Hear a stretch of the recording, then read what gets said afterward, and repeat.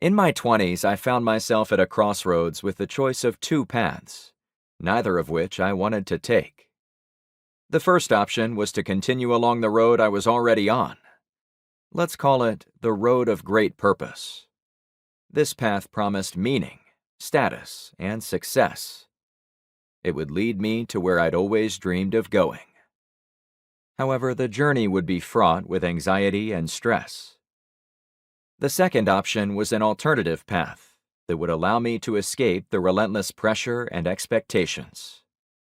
But this freedom would come at a cost: the loss of great purpose.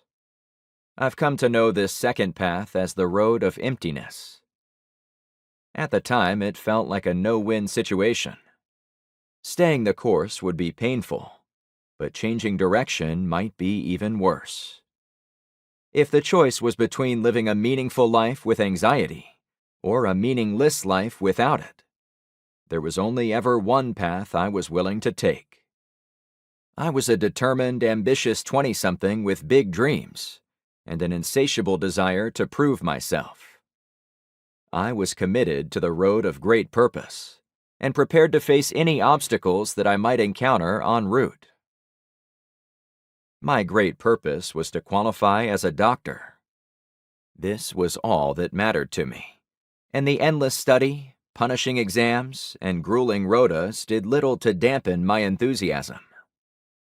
However, it wasn't just the rigors of medical school that I was contending with. I also struggled with crippling self-doubt and severe anxiety. This anxiety manifested in various ways, from panic attacks to debilitating pre-exam nerves. I recall one 4-hour clinical exam where I was so frightened that I experienced chest pain. I later learned that it was soldier's angina, something first observed in soldiers on the battlefield. The terror of being under sustained enemy attack caused their hearts to beat so hard that their bodies couldn't keep up with the oxygen demand. For me, the exam hall was my battlefield, and the fear of failure was my enemy. It was an enemy that was ready to ambush me at every opportunity, an enemy I was powerless to escape. The constant anxiety meant that my years of training were some of the toughest of my life.